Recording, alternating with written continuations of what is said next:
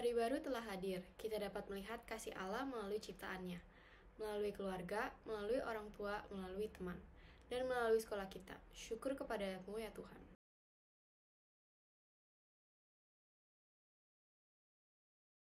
Mari teman-teman kita bernyanyi nyanyian pembuka dari NKB 133, Syukur padamu ya Tuhan.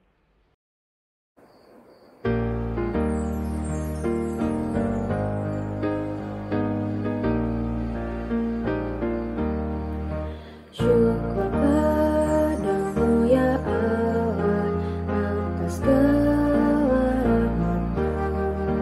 Syukur atas kecukupan dari kasih-Mu penuh. Syukur atas pekerjaan walau tubuh pun lamban. Syukur atas kasih sayang dari sanak dan teman. Syukur atas bunga mawar harum indah tak letih. Syukur atas awan hitam dan mentari berseri. Syukur atas suka duka yang Kau beri tiap saat, dan firman-Mu lah pelita agar kami tak sesat.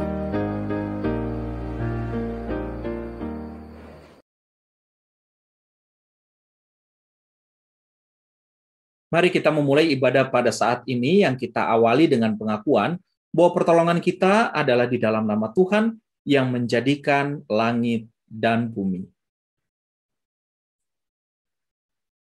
Kasih karunia dan damai sejahtera dari Allah Bapa, cinta kasih dari Tuhan kita Yesus Kristus, dan persekutuan dengan Roh Kudus kiranya memberkati saudara dari sekarang sampai selamanya.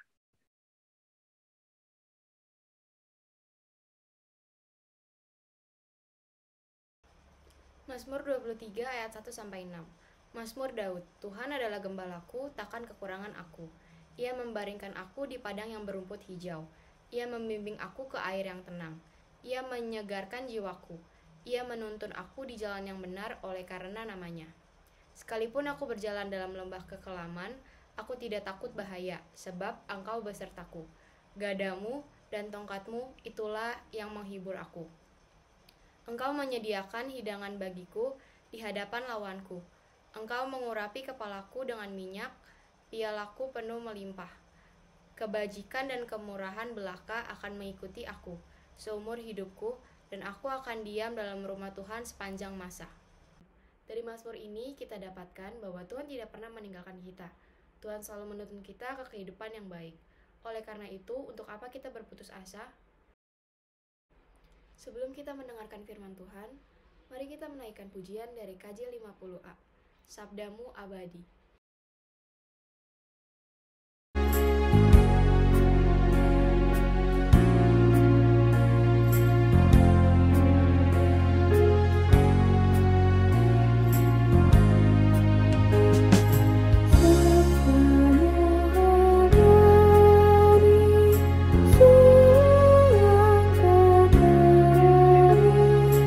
Yang mengikutinya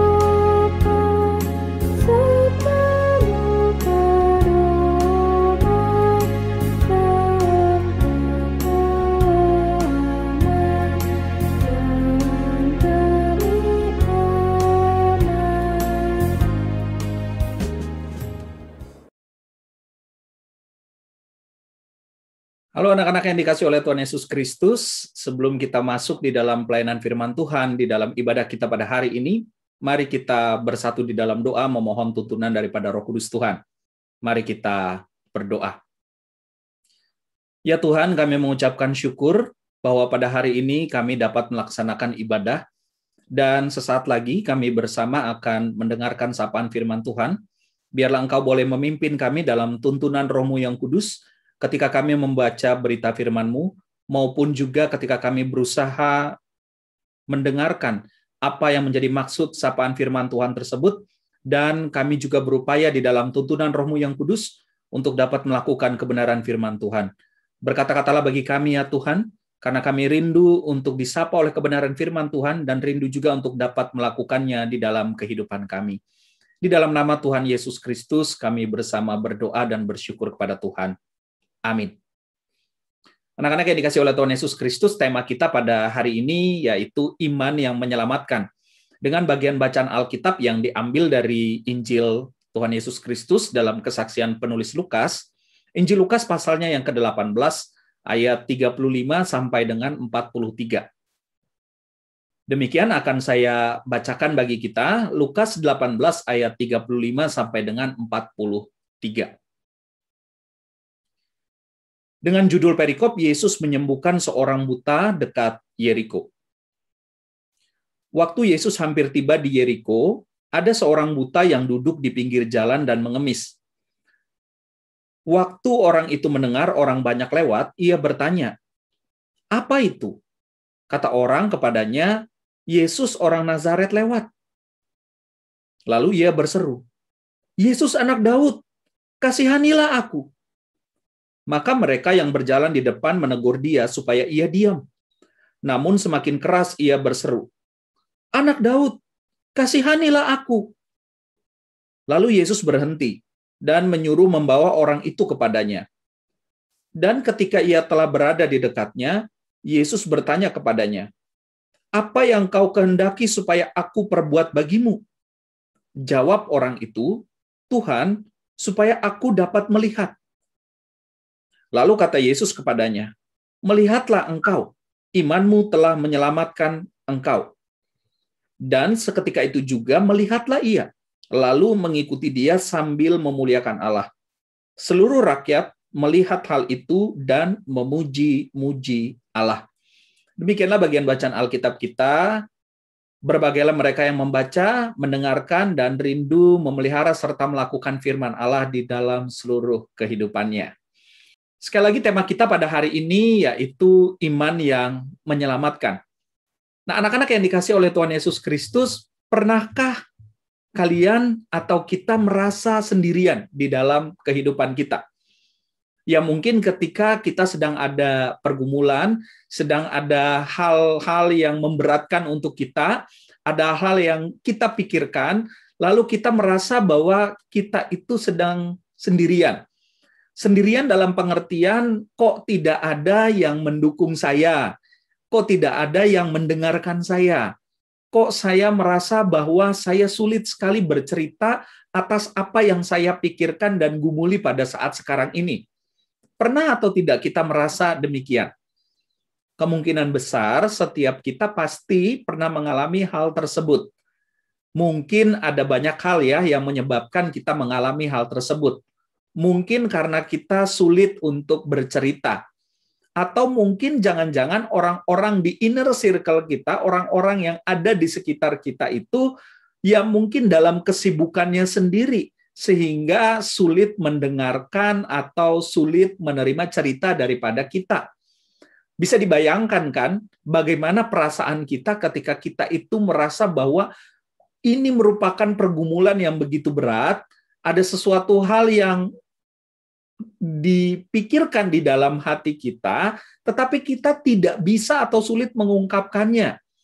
Bisa jadi kemudian kita merasa tertekan, atau dalam bahasa atau istilah yang sering kita dengar, kita mengalami stres atas kondisi tersebut. Mengalami sendirian, merasa sendirian tentu adalah sebuah kondisi yang tidak menyenangkan. sebagian besar dari kita tentu juga pasti tidak berharap bahwa kita itu merasa sendirian. Nah, anak-anak yang dikasih oleh Tuhan Yesus Kristus, serta Bapak Ibu Guru dan setiap kita yang mengikuti ibadah pada kesempatan hari ini, bagian bacaan Alkitab kita menceritakan tentang seorang yang buta. Lukas 18 ayat 35 menyaksikan demikian. Seorang buta yang duduk di pinggir jalan dan mengemis. Kondisi sakit pada saat itu merupakan kondisi yang boleh dikatakan sesuatu hal yang tidak diinginkan oleh siapapun. Bahkan seorang yang sakit itu bisa dijauhkan oleh keluarganya sendiri. Dan karena itu ada seorang yang dikatakan buta, anonim, dia tidak disebutkan namanya di Injil Lukas, dia harus duduk di pinggir jalan dan mengemis. Kenapa dia harus melakukan ini? Ini salah satu tujuannya adalah supaya dia bisa bertahan hidup tentunya. Tapi beda ya dengan pengemis-pengemis yang mungkin kita lihat pada masa sekarang.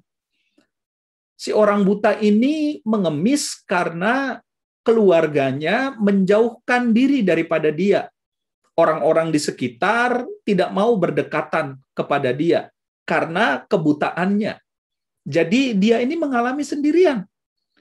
Dia tidak bisa kemudian membangun relasi, dia kemudian juga tidak bisa berbagi atas apa yang digumulinya, sehingga si orang buta ini dikatakan dalam Lukas 18 ayat 35, dia duduk di pinggir jalan dan mengemis.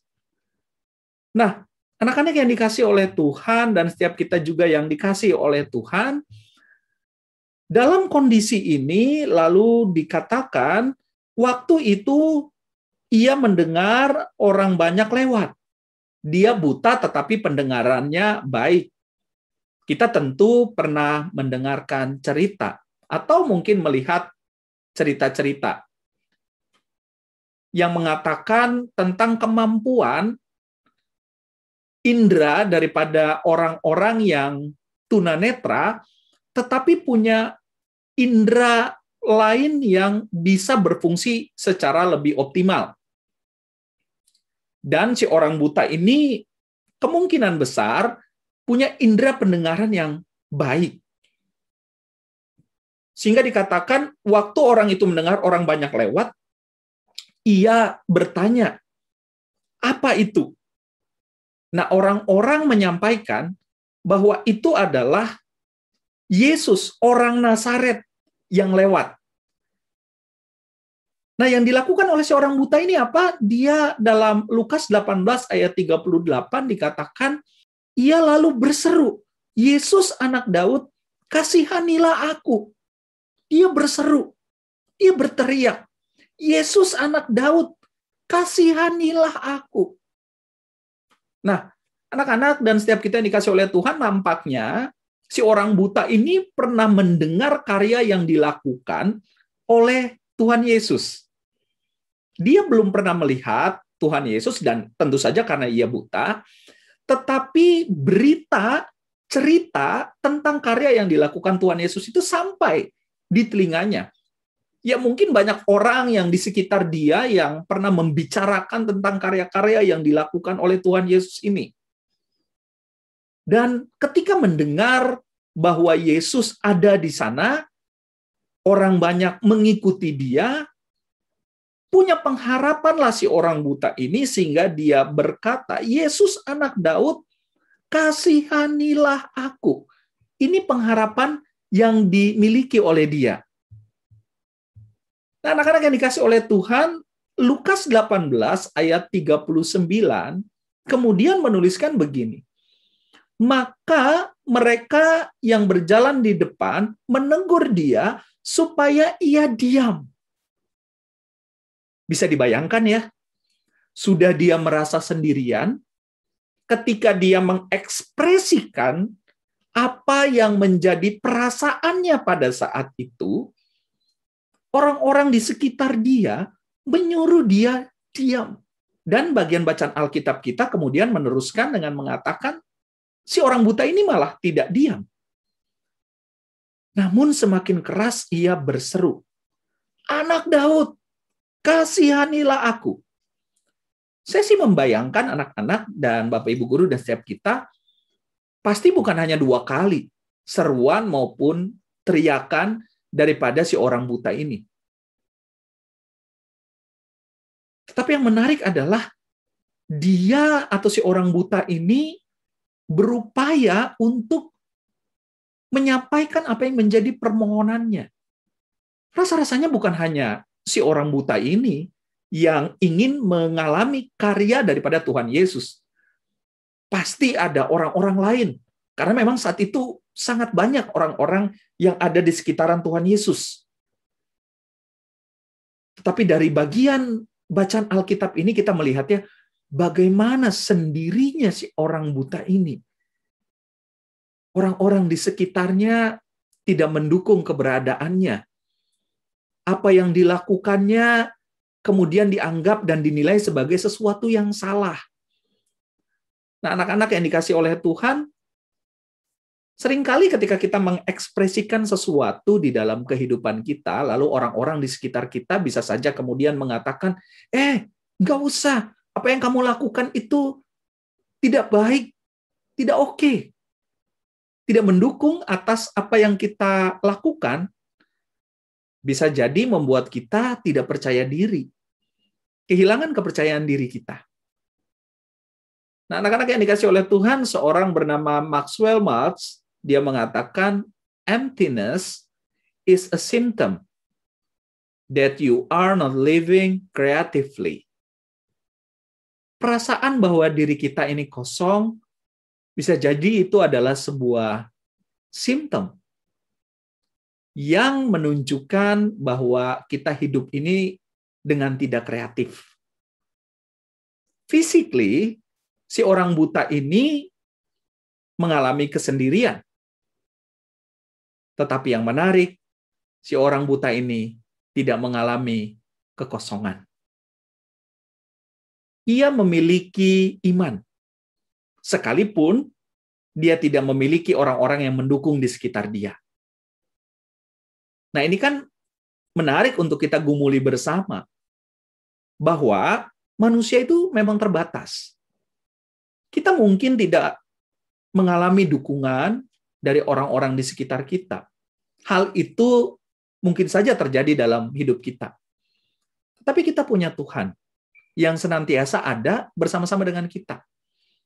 Dan utamanya di dalam kehidupan kita pada saat ini ya, ketika kita di tengah pandemi, pergumulan begitu berat, banyak orang bergumul secara sosial, secara ekonomi, mari kita belajar untuk memiliki hidup yang kreatif di dalam iman kepada Tuhan.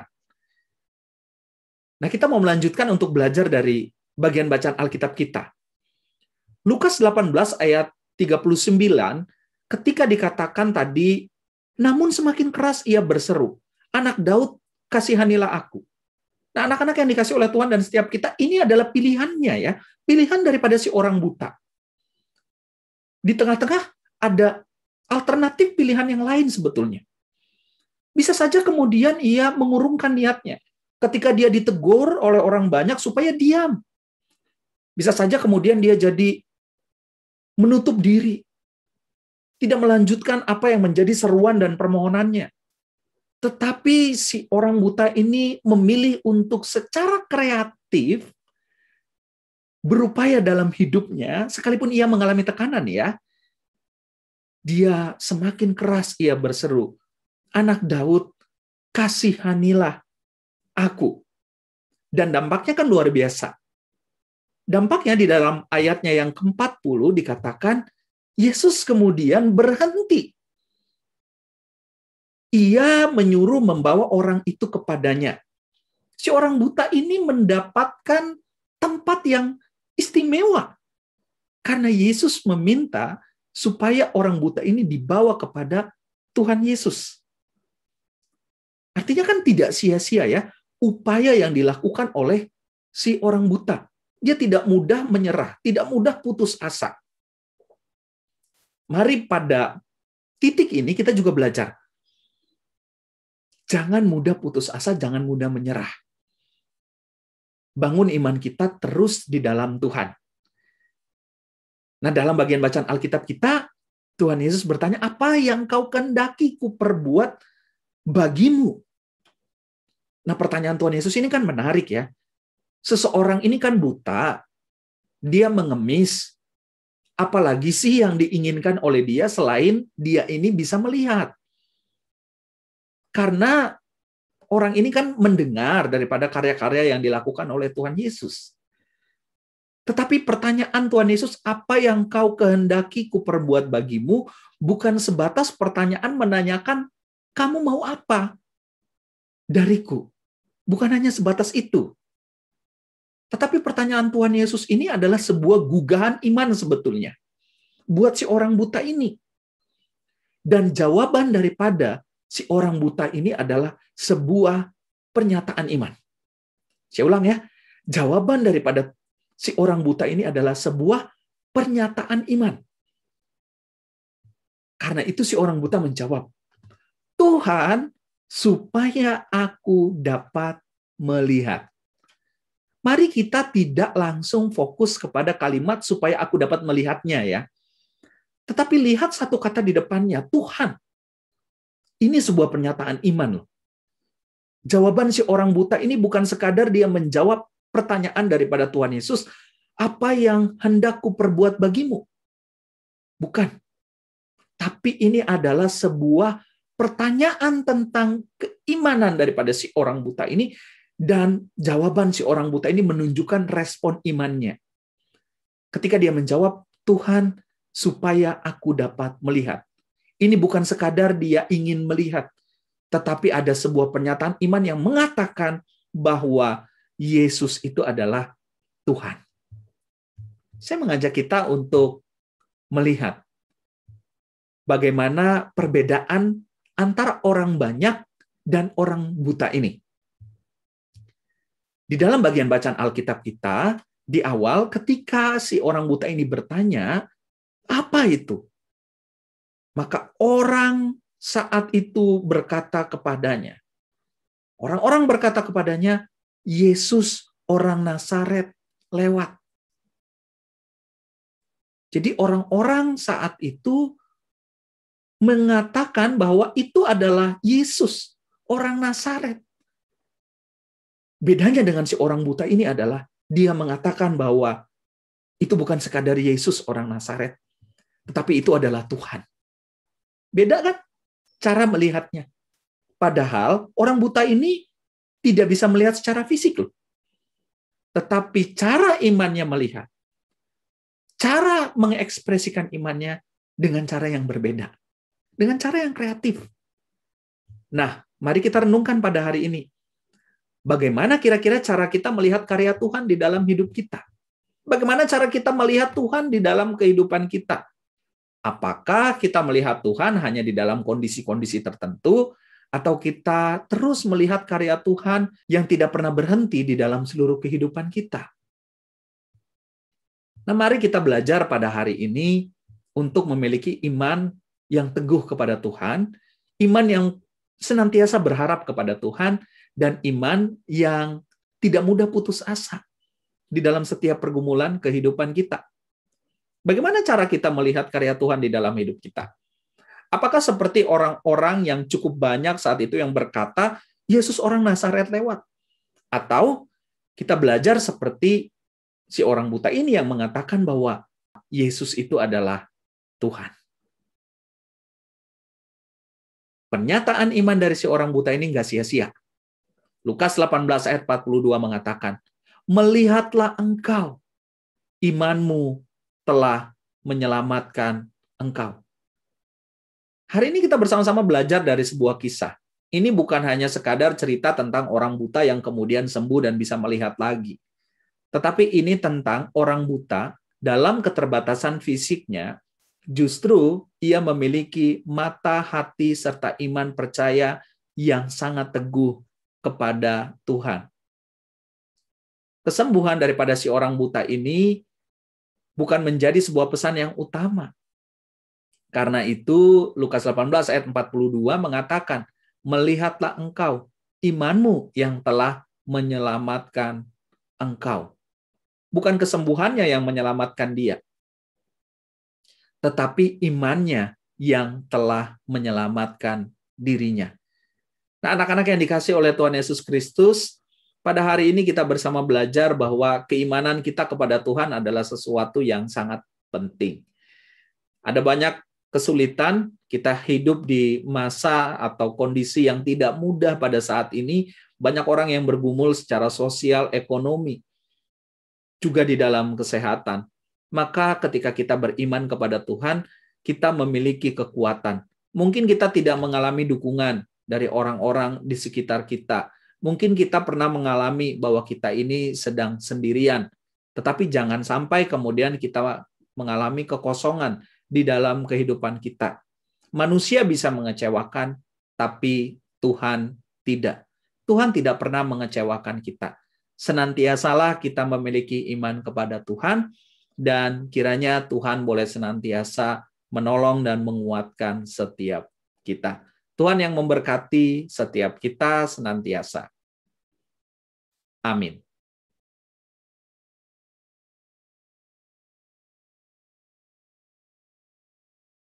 Kini kita akan masuk di dalam doa syafaat. Mari kita bersatu di dalam doa. Kita berdoa. Kami bersyukur untuk setiap penyertaan Tuhan di dalam kehidupan kami, khususnya di masa-masa sekarang ini ketika kami berada di tengah pandemi. Biarlah kekuatan dan pemeliharaan cinta kasih Tuhan senantiasa menyertai setiap kami. Kiranya Tuhan juga boleh menyertai untuk proses pembelajaran di tahun ajaran 2021-2022 ini, khususnya di tengah-tengah sekolah SMAK 2 BPK Penabur ini. Kami berdoa untuk setiap siswa, setiap guru, dan karyawan bisa secara optimal dan maksimal melaksanakan tugas tanggung jawabnya masing-masing, dan itu semua hanya untuk kemuliaan nama Tuhan. Kami juga berdoa untuk karya dan kehidupan di dalam kehidupan para orang tua siswa. Setiap pekerjaan, setiap usaha yang dilakukan, biarlah Tuhan boleh menyertai setiap mereka. Demikian juga untuk para orang tua di dalam kehidupan sekolah anak-anak kami ini, yakni bagi para guru dan karyawan, baik dalam tugas karya kehidupan mereka, maupun juga di dalam kehidupan keluarga dan kehidupan pribadi. Kiranya Tuhan boleh senantiasa menyertai, memberikan kekuatan dan pengasihan Tuhan di dalam setiap kehidupan mereka. Kami juga terus mendoakan ya Tuhan, untuk kehidupan kami bersama di tengah-tengah bangsa kami Indonesia ini. Di tengah-tengah pandemi yang masih bersama kami hadapi. Kiranya Tuhan boleh menolong, memakai pemerintah untuk bisa mengambil kebijakan-kebijakan dalam kebijaksanaan, sehingga kebijakan-kebijakan ini boleh membawa bangsa dan negara kami semakin ke arah yang lebih baik. Ini adalah situasi yang sulit, tetapi kami percaya bahwa kami perlu senantiasa mengandalkan Engkau, bukan mengandalkan kekuatan diri kami sendiri, bukan juga mengandalkan apa yang kami miliki di dalam dunia ini. Tapi biarlah iman percaya kami boleh tetap teguh kepada Tuhan. Setiap hal yang akan kami lakukan di dalam kehidupan kami, khususnya bagi para siswa, guru, dan karyawan di SMAK 2 BPK Penabur ini, biarlah Tuhan boleh senantiasa menyertai. Inilah doa kami ya Tuhan, biarlah kehendak-Mu yang terjadi di dalam setiap permohonan kami, dan biarlah cinta kasih Tuhan serta pemeliharaan daripada Engkau boleh senantiasa menyertai kami. Di dalam nama Tuhan Yesus Kristus, kami berdoa dan bersyukur kepada Tuhan. Amin. Kita akan kembali dalam kehidupan kita. Kiranya kita mengundang Tuhan berjalan bersama kita. Mari kita naikkan pujian dari KJ 370, Ku mau berjalan dengan juru selamatku.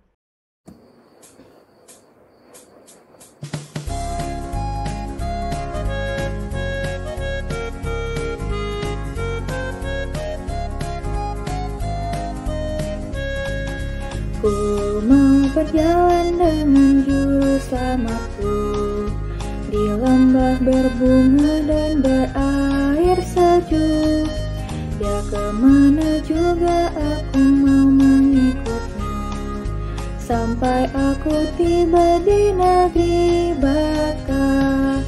Ikut, ikut, ikut Tuhan Yesus, ku tetap mendengar dan mengikutnya.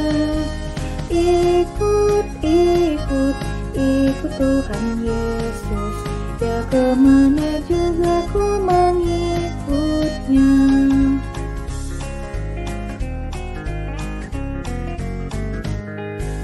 Ku mau berjalan dengan juru selamatku, di lembah gelap, di badai yang menderu. Aku takkan takuti bahaya apapun, bila ku dibimbing tangan Tuhanku. Ikut, ikut, ikut Tuhan Yesus, ku tetap mendengar dan mengikutnya. Ikut, ikut, ikut Tuhan Yesus, ya kemana juga ku mengikutnya.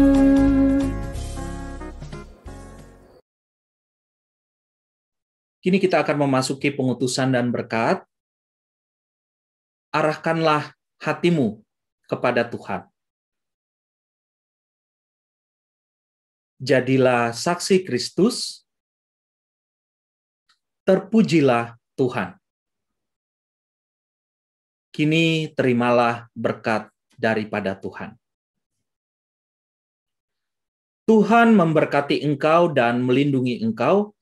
Tuhan menyinari engkau dengan wajah-Nya dan memberikan engkau kasih karunia. Tuhan menghadapkan wajah-Nya kepadamu dan memberikan engkau damai sejahtera. Amin.